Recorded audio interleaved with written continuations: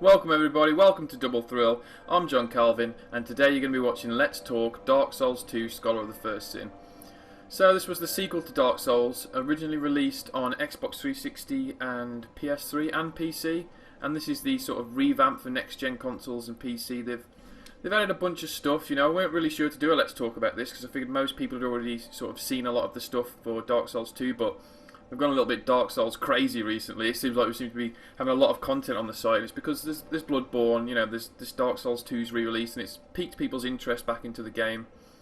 And I wasn't really going to talk too much about the mechanics of the game, but I figured, you know, for some people this might actually be their first Souls game, Dark Souls 2, because it's the first game on next generation consoles, other than Bloodborne, which is, you know, technically a Souls game as well. So we're going to take a look at the game as a whole, talk about it a bit, tell you what I think of it. You know, I'm a big fan of the Souls series, but mainly I want to look at the new stuff that's in this game. And just right here where I am now, you can see really one of the big improvements. Well, I say big. It's, you know, if you've got a critical eye, it's probably quite big. But there's been a graphical improvement overall with the game. So I noticed it straight away as soon as I started playing it. You know, they've smoothed out the graphics. They were a lot more grainy on 360, which is what I played the original on, and they've smoothed it out, they've cleaned it up, everything looks a little bit better. The game seems to play a little bit smoother as well. I don't know if they've heightened the frame rate or something, but it seems a little bit smoother. Let's start to go back in Majula. You know, this is the home hub for Dark Souls 2, so it's similar to Demon Souls in that you have to come back here and speak to this lady here who helps you to level up. And if you haven't played a Souls game before and you're sort of interested in what this game's about, they're sort of hard to explain. They almost created their own genre. It's sort of it's an adventure game. It's an adventure RPG, I suppose, at its heart. But they're famed by their sort of difficulty to play, because you tend to die a lot. Enemies are particularly hard. Even weak enemies can kill you quite easily. And in this game, in particular, there's quite a penalty to dying as well. You need the human effigies, which I could show you here, which was a real annoyance to me when I started playing this game. The human effigies was this. Basically, when you die, your life, I don't know if you can see in the top left there, the red bar, that's my life. You actually lose a portion of your available life every time you die, all the way down to 50%, which makes the game like 10 times harder. So yeah, you know, one of the first things you'll notice is the graphical improvements. They have ramped up the visuals a bit. It does look a lot better, because it looks surprisingly... I mean, the Dark Souls games, they have good cutscenes and stuff, but they're not really famed for their visuals. It's more the mechanics and the gameplay, so... But in this one, you can really tell that the graphics have been improved. I mean, the other main thing is enemy placement, which is what really interests a lot of Souls fans, because they made a few little tweaks to the game and changes. So they've moved some enemies, they've made some enemies harder. You know, they've tried to make it so if you have completed the game before, there's still something interesting for you to do here. You know, you're not just going to sit around sort of, well, I already know the game, I've done everything. I'm sure this guy here actually is a new enemy. This big guy here, I'm sure he wasn't there before. I'm not 100% on that. Not going to fight him right now. I'll just give you, you know, for people who have never played Souls games before, I'll just give you a demonstration of what the combat's like. I know it seems almost quite a weird thing to say, because, like I said, I weren't really going to discuss most of the game's mechanics or anything, because I just figured that most people who would be into Scholar of the First Sin had probably already played Dark Souls 1 or 2, but I suppose as it's its first appearance on next-gen consoles, there may be a lot of people that are just getting into this game. And it is worthwhile. It is a game you have to put a lot of time and you have to put a lot of practice into. Have I killed all the enemies? Oh, I must have done. I really need to get like 500 more souls so I can level up my weapons. See, in this game it's a lot about leveling up your equipment and your character. Oh no, I haven't killed everyone. There we go. So yeah, other than that, one of the other major sort of additions to this Dark Souls 2 Scholar of the First Sin is the DLC. So you'll get all 3 DLC packs from the original Dark Souls. Not the original Dark Souls, from Dark Souls 2 on the previous gen consoles, which is pretty good really. I mean, the game's selling for about, what, £30, is it? Something like that. And to get all 3 DLC packs, can't remember how much they were individually priced, but I mean, they were coming on 10 quid each, so... Or if you can convert that into dollars, just the same. So it's not exactly a bad deal, with the improvements as well to the game overall. Pick that up. Yeah, I really do feel like the game just plays smoother. You know, I don't want to say it felt clunky, because it's sort of that is a good clunkiness in the Dark Souls games. They're quite stiff, sort of, and slow, but it seems to run. It must just run at a better frame rate, I think, because it just the graphics just seem to look smoother. Let's go on. Oh shit! No, I might just.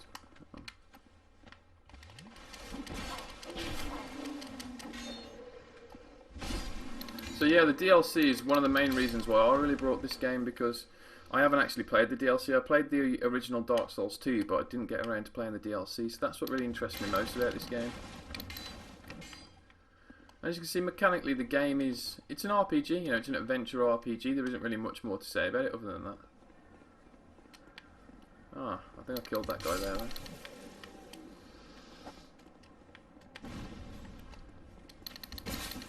So I mean, if you're a Dark Souls fan and you haven't played Dark Souls 2 yet, this is a must-buy, really, because it is the definitive edition of the game.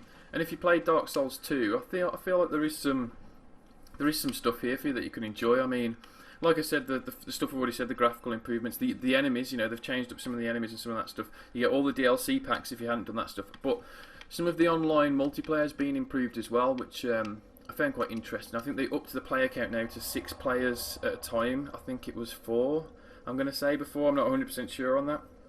And they've sort of done a few tweaks here and there to make that work a lot smoother, which is also quite interesting.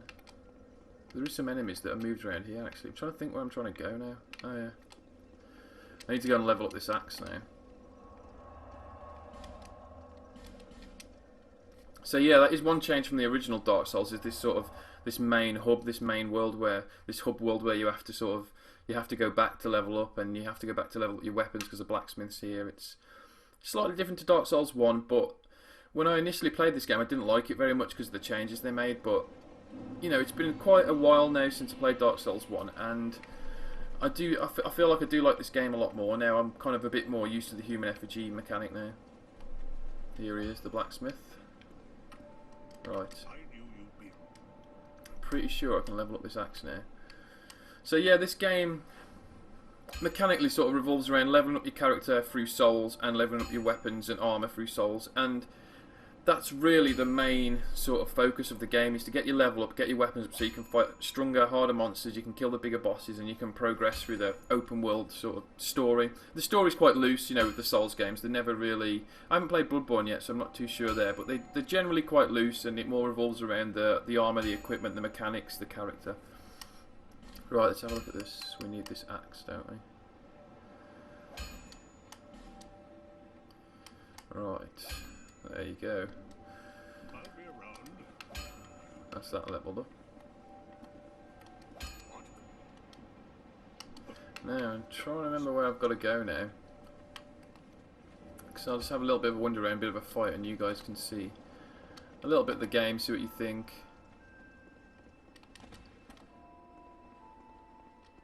The weapons are quite diverse in this. I tend to play axe and shield, sword and shield. As I level up, I'll probably go to a two-handed heavy weapon, sort of like a greatsword or something like that. But I'm quite early on in the game here. I'm only about, I can only be about 6 to 7 hours in. So I've only defeated the first boss, and yeah, that's about it. I've just done the first boss. I might do the second in a minute. It's not exactly a boss, but that dude who flies in on an eagle, you know, what an entrance. That is one sort of sticking point for a lot of Dark Souls fans about this game, is the bosses weren't very memorable. I don't think they haven't really got much character, and I sort of agree with that in a way. Like, a lot of them are just sword and shield guy, giant type character. You know, they haven't really got personalities as such. But they did improve the mechanics of the game in a lot of ways. Apart from that human effigy thing, I'm not a big fan of that.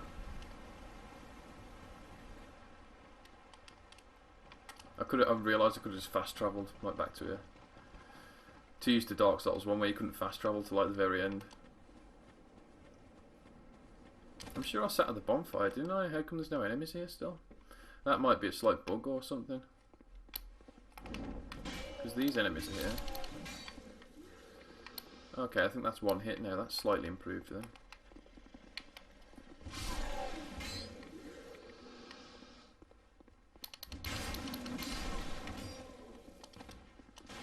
Yeah, this game's a lot about like exploration as well, so it's sort of exploring areas, which is like almost like a dungeon crawler element to it. You know, you have to kind of survive long enough to get through areas.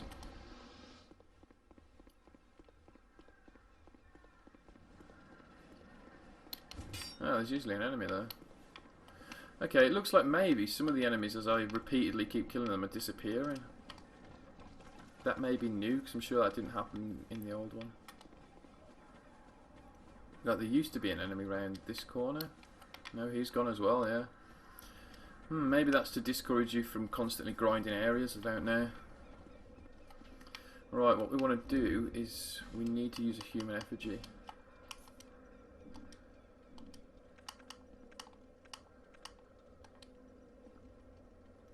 Because I really need to summon a few people into my game, so check out that face. I'm alive again. Look at that moustache, it's back. That has just been withering away as I've slowly gone hollow, but it's nice and full. Alright, let's try and find some... nice and full, it's a weird thing to say about a moustache, but let's try and find some summon signs so we can get some people in here. This is going to be an element that I'll show you here of the multiplayer, which is the cooperative play of the game. Which is the bit I'm more interested in. I'm not so much interested in the PvP. Late game, like once I've completed it and stuff, I'll probably play a bit. As you can see, these are like phantoms here that appear in your game. So this is just sort of images of people who have been in the same area as you and stuff like that. I always like that. It's a nice touch to the Souls games. Have we got one? No. Okay, maybe I'll go down to closer where the actual boss is. Oh, shouldn't have done that.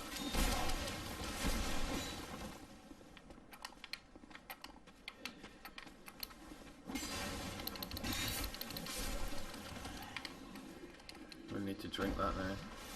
I hate these shield guys.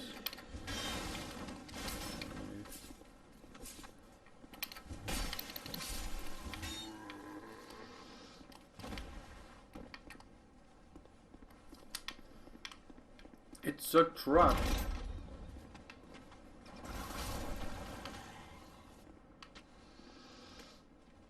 Let's wait for the other dudes to come out now. Come on. Ah, I should have died there. I think that's all of them. Or is there one more? Yeah.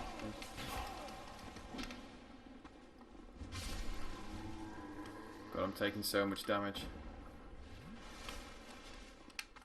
Usually you don't want to get hit that much, but I mean this is an area I've already been through, so the enemies are not too strong.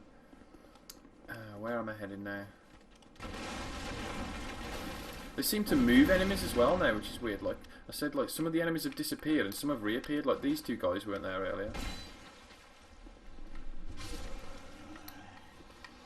So yeah, maybe that's something they've added to make the areas more difficult. It's pretty interesting if they have, because it sort of mixes it up, because you don't expect enemies to be certain places and all of a sudden they are.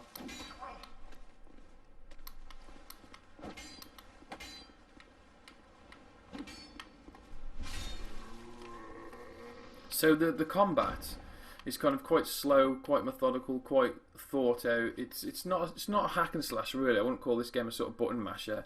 You can get yourself in quite a lot of risky situations if you if you do start to sort of mash the buttons quite a bit, because you really need to time your dashes and your strikes and stuff like that. As you see, I don't know if you saw that, but people can leave like little sort of messages for you as well. Right.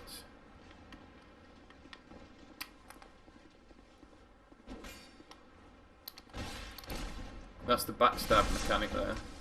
If you can get a backstab on an enemy, that's one of the good ways to do a lot of damage. Don't know why I thought I'd hit that. Don't know what I was thinking. You never know with this game. It's always trying to trick you. There can be invisible walls and all sorts of stuff.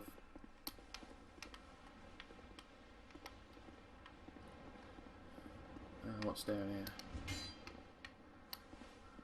So yeah, the graphical improvements are actually like a really nice touch, I think, in this game. They do make it feel a bit more, because it did slightly bring down the original Dark Souls 2. I remember initially playing it, I think the cutscenes look great, but the graphics are just a little bit grainy. But the improvements have made a big difference to this game. Oh, you can see that guy. There's a summon sign. Ah, okay, let's get rid of this guy first. This is the guy I'm going to try and tackle now, who swoops down in the eagle actually. Oh, So you've really got to understand the timing of the enemy's attacks. Obviously, the main pulling point for a lot of people for this game is the DLC. I mean, it's a classic sort of game of the... It seems like they've done a game of the year type thing where you're like, yeah, you can have all the DLC, and they've chucked in a few nice little touches as well, I think, like some of the stuff that they've done with the NPCs and the enemies. I do think that's a nice sort of touch for people who have played the game before and just make it a little bit more interesting. It gives it that little bit more replayability value. Oh, it looks like we lost that one. I want to see if I can get some guys in here to try and help me out so I don't have to do as much work. That's the only good thing at the minute with this game, because it's sort of quite new. There's a lot of other people playing it, so you can summon people in to help you out. Jesus Christ, look at the feather on my hat there. That's flamboyant as hell, isn't it? Alright, we've got one dude. This is the way the sort of cooperative multiplayer works. You can summon phantoms into your games, you can summon other people into your game to sort of help you out, help you beat bosses and stuff like that. I want to see if we can get another one there, that'd be great. Might be slightly difficult with just the two of us.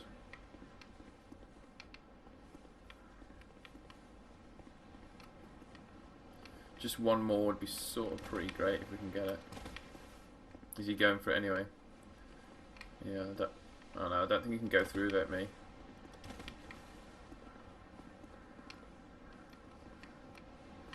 Not sure if we're going to get anyone else. Okay, let's give it a bash, why not? What could possibly go wrong? Jesus, nice sword. Here he is again. What an entrance that is. Just being carried by Giant Eagle. I'm sure it's the same guy from earlier. Is it? Even? You know, it might not be. He looks a lot cooler now. He's got like some sort of Power Rangers red glowing eye thing going on. Maybe he went away and got some style.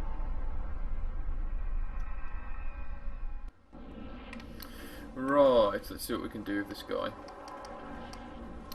He looks like he's coming straight for me. Oh shit, don't do that. Draw him off me, man, Jesus.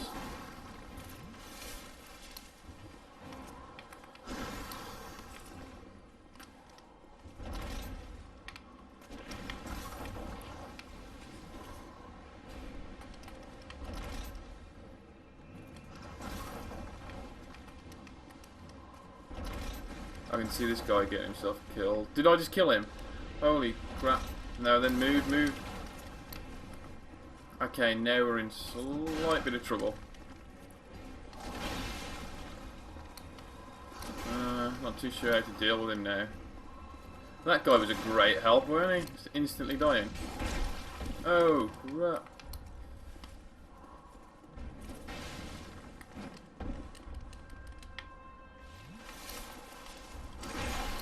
Oh, that's not good. Right, yeah, I'm not sure if I can actually deal with this guy on my own. Like I said, I wanted to try and get at least one person in with me. Let's try.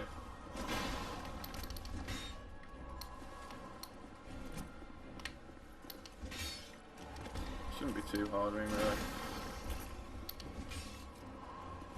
I don't think I've got the stamina. See, I haven't really got much stamina. Dodges and stuff.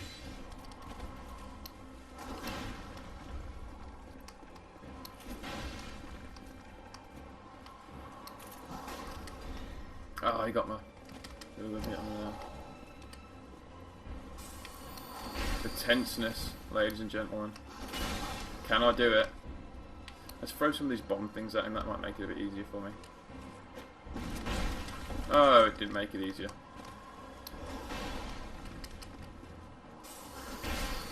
Oh, come on.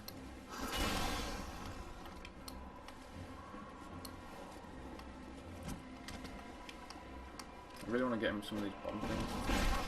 Ah, they're really not working out for me, are they? No, no, no, he's going to get me. He's gonna get... Oh, no, he's not. Oh. So let me get away with that one there a bit.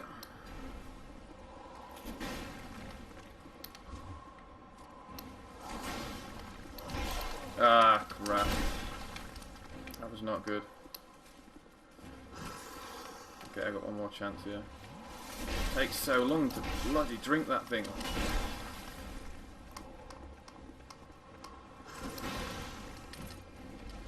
Oh no, he got me. Oh, well, I mean, you can kind of see the gist there, basically, what the game's about. There's a really poor performance by me there, sort of showcasing the game, but I've literally just switched it on. I don't know if that's some kind of excuse, but I was hoping to go into that with a few people to help me. Yeah, I hope you got a sort of feel for what the game's about. Like I said, there's been a few new additions to it. It's quite interesting. I think it's worth a pick up if you're into the Souls games. I like the changes that they've made to it. Really, like I said, the only thing I really don't like about this game is the human effigy mechanic. That's a bit not really keen on it. But thanks very much for watching, guys. This has been Double Thrill, and let's talk Dark Souls 2: Scholar of the First Sin. See you later.